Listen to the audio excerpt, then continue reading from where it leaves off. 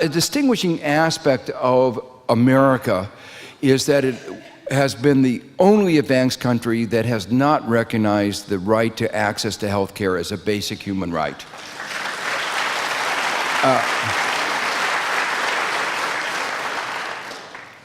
And it shows up, the fact that we don't recognize it shows up in the statistics that in terms of average life expectancy, we do much more poorly than countries that spend a lot less money. That we spend about 17% of GDP. There are countries like Australia that spend 8% of GDP, but their life expectancy is 3 years longer than the United States. But you look within the United States at the life expectancy of people who are at the bottom.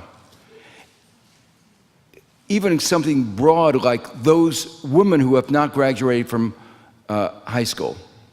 And it's 10 years shorter than those who managed to graduate from college or from the rest of the average Americans. I have to tell a little story. I was Sarkozy, President Sarkozy of France, visited Colombia in the midst of the Affordable Care Act debate, Obamacare debate, and a student asked him, "What do you think of Obamacare? You know, of the bill?" And he first hesitated, and he says, "You know, I don't want to comment on your domestic disputes." Remember, Sarkozy is on the right in France. Just went. So anyway, and then he couldn't help himself. But he went on to say, "I just don't understand you Americans. We on the right in France view access to health care as a basic right. We can't imagine the way that you've approached health care." Now, I think there are two aspects of Obamacare. One of them was that it would extend access. It's been undermined by the fact that a large number of states, including the states that have been where the need is greatest, have turned down Medicaid expansion. And so they've totally undermined, and the Supreme Court said that undermined the mechanism that was put into the law to try to cajole states to providing health care for their poor citizens. So that part, you know, just was undermined by the Supreme Court, and so there won't be equal access in the southern states in the United States. The second thing was that it was intended to bring down cost.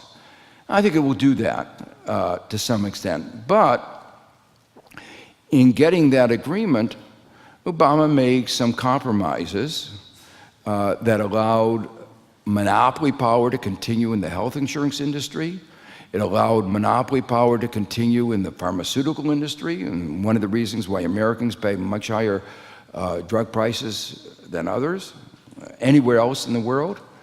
And as I said earlier, I am very worried and am befuddled why Obama is trying to push a trade agreement which will lead to higher drug prices for Americans and for countries all over other members of the trade agreement. Now, over the long run, what she was asking about is my earlier work raised some real problems of what are called adverse selection, of problems that when you're an insurance company, the best way of increasing your profits is to make sure that you don't insure people who are going to need the insurance. And they spend a lot of money to figure out how to do that, and they're very clever. And so you know, the implication of that is I am not, over the long run, optimistic that this kind of patchwork that we did to try to keep an old system going rather than reforming it to a single-payer system, recognizing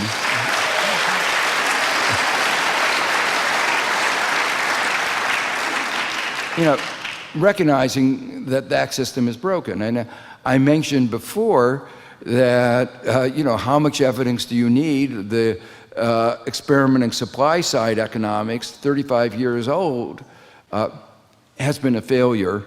Our system of private health insurance has been going on longer, and it's a more dismal failure.